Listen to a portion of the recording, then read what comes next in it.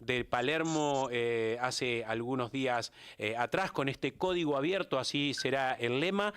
¿Por qué este código abierto para esta edición, Marcelo? Mira, para decirlo simple o corto, la verdad que cada vez, bueno, primero ¿de dónde sale? Es un término usado de la programación, del software, que si Ujú. vos entendés cómo se programó, podés entrar y modificarlo, mejorarlo, generar nuevas funciones. Entonces, Claro. si nosotros compartimos no solamente el resultado de los sistemas productivos hoy, sino que compartimos el camino, vamos a entender qué cosas probamos y no funcionaron y qué cosas sí. Y de esa manera, como la humanidad donde más aprende es del error, Claro. vamos a evitar volver a caer en los mismos errores y volver a transitar caminos que ya sabemos que no nos conducen a ningún lado.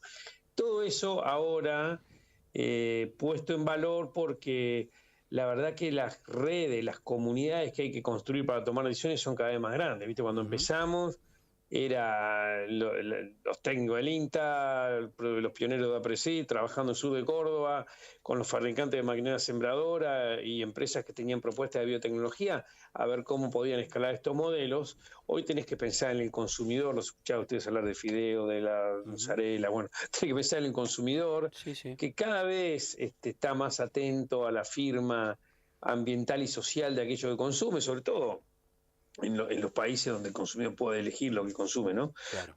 Entonces, y cada vez eso pesa más en los mercados y en la inserción de las cadenas de valor de Argentina, de la región y del mundo. Entonces tenemos que tener una mirada más amplia de esto, ¿no? De los mercados, de las decisiones que tomamos en políticas públicas.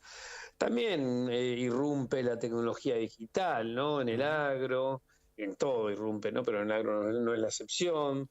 La digitalización de la agricultura sitio específica, la trazabilidad, los indicadores. O sea, se complejiza la agenda. Y si vos hablás de todo esto con el código abierto, facilitás que estos actores se puedan entender y puedan generar innovación y desarrollo, ¿no? Claro. Pensaba en esto que mencionás, que tiene un lado positivo y el otro con el desafío, porque no puedo dejar de pensar de la finalización del año pasado y que pensaban con Paola y con todo el equipo, ¿y ahora qué, no? Cuando termina un congreso, decís, di todo, y bueno, ¿y el año que viene qué vamos a hacer? Entonces como que redoblás el desafío, pero por otro lado, el mundo te empieza a desafiar en cada día con nuevas normativas, con decisiones que a través del país tienen un libre comercio, entonces hace que vos empieces a plantear la agenda para el Congreso que viene, que ya está a horas nada más, que tengas ese desafío o esa vara un poco más alta, ¿no?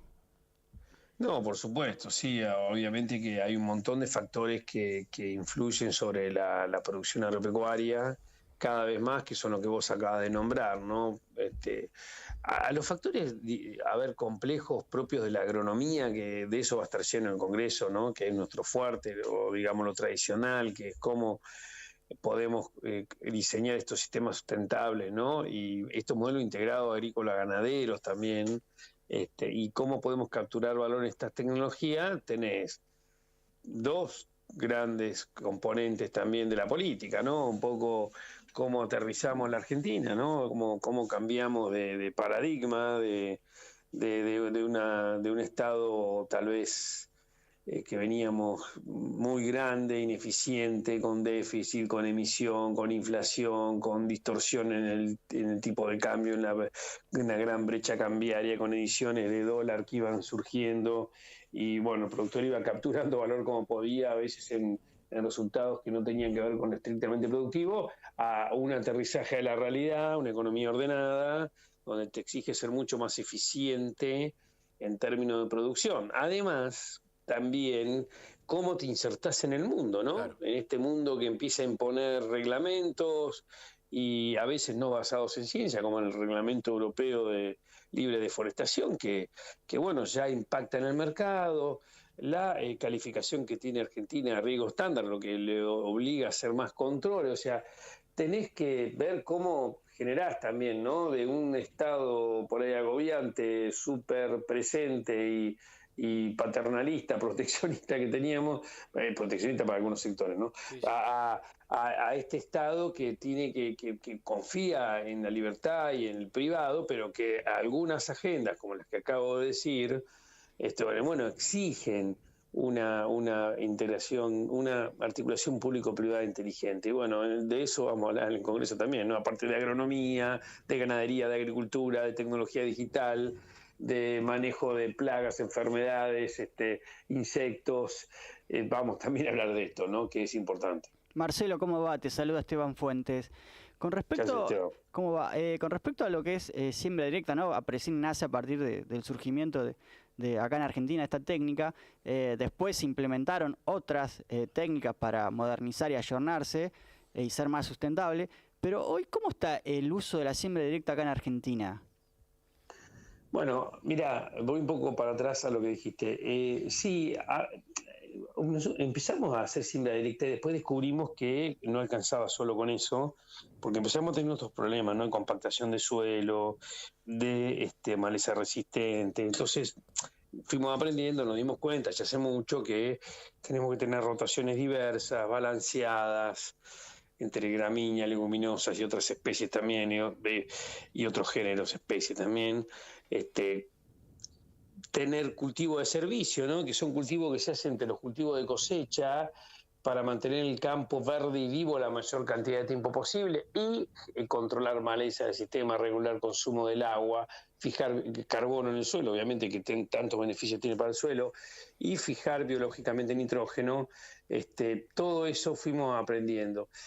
Y ahora hay un retroceso un poco en la siembra directa. Nosotros estamos trabajando en estimaciones más finas en el tema y nos da que de un 90% que supimos tener, hoy estamos en el orden del 78-80%, es decir, que el otro 10-12% tiene alguna labranza. Esto varía mucho según zona, hay zonas que más y zonas que menos, ¿no? Pero en promedio nacional nos están dando esos números y la verdad que esto tiene que ver con pelea de un round en el que está el productor, que la verdad que por ahí son varias cosas que confluyen para mí. Una es esa, seguro, que hay una agricultura muy defensiva y cortoplacista, porque el productor no tiene rentabilidad, entonces tiene que ver cómo hace para defenderse, para poder... La labranza nunca es defensa, pero en realidad se toman decisiones cortoplacistas, no se deja de ver el sistema productivo, se dejan de ver las rotaciones, y se trata de ver cómo se sale adelante en lo que ya te digo, es una campaña donde tipo se juega el pellejo, ¿no? Donde, digamos, hay productos de mayor escala, más diversificados, productores más chicos, no es la misma realidad para todos, ¿no? Uh-huh.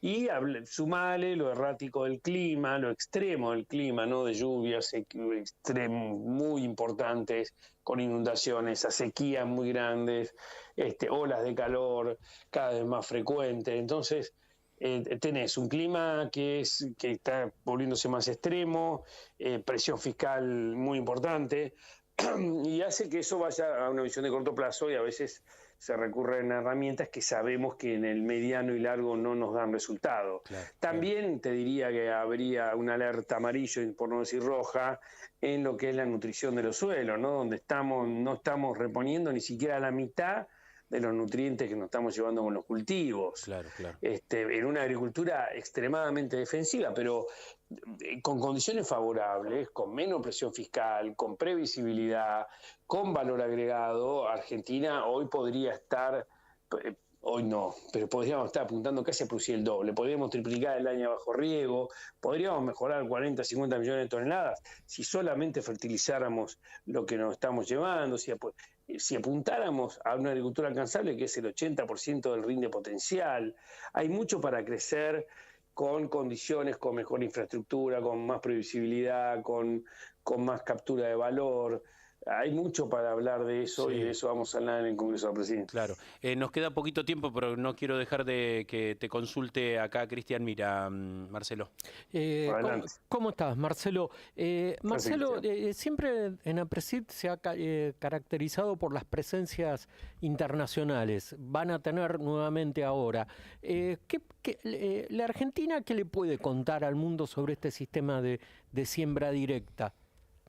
Dos cosas fundamentales, y tres, te diría, que son orgullo de la agricultura argentina. Primero, los modelos interactivos de innovación. El productor traccionando la innovación. En el mundo no ocurre tanto. En el mundo los productores son más grandes de edad, de menor escala tal vez, y de donde toman un poco más lo que el servicio de extensión de la Universidad, por ejemplo, en Estados Unidos, le dice que tiene que hacer. En Argentina el productor es muy protagonista de la innovación, por distintas maneras. Se fue generando este productor resiliente, antifrágil, diría yo, pero eso lo vamos a explicar después. Tal vez lo que es la antifragilidad, que es aquel que mejora ante la adversidad, ¿no? Pero yo diría que este productor muy comprometido, muy metido en la innovación, y esa es una. Los modelos interactivos de innovación. La otra, que le podemos contar a la gente que viene afuera, que le contamos, de hecho, también cuando viajamos. Las redes conectadas que tenemos acá de contratistas, asesores, productores, jóvenes, pujantes, dinámicas, donde un chico se recibe de la facultad, empieza a asesorar, por ahí termina sembrando en sociedad con su cliente, termina comprando con algún amigo un equipo de cosecha o de siembra o de pulverización. Eso tampoco es tan frecuente en el mundo, ¿no? Claro. Estas redes dinámicas que incluyen jóvenes. Y después los atributos productivos de nuestros sistemas, que son la base en siembra directa, muy importante, y la ganadería, con base pastoril. Esos son también dos cosas que marcan mucho a nuestra producción. En definitiva, los modelos interactivos de innovación con el productor que se juega la piel, involucrado en los procesos, se juega el pellejo. Los jóvenes involucrados en el sector agropecuario no es tan común, esta red de contratistas, asesores, productores que se intercambian, y los atributos de nuestros modelos productivos, la siembra directa y la ganadería a base pastoril. Marcelo, muchísimas gracias. Nos vemos en el Congreso siempre con el código abierto, ¿sí? Dale, los esperamos a todos para tener buenas conversaciones. Muchas gracias. Un abrazo grande. Abrazo grande, buen fin de semana. Marcelo Torres, presidente de APRESID, nos vamos despidiendo. Agradecerles a todos ustedes por estar del otro lado. Señorita Berenice Vieto, ¿no? Pues no nos vimos durante tanto tiempo, qué sé yo, no me llegó nada.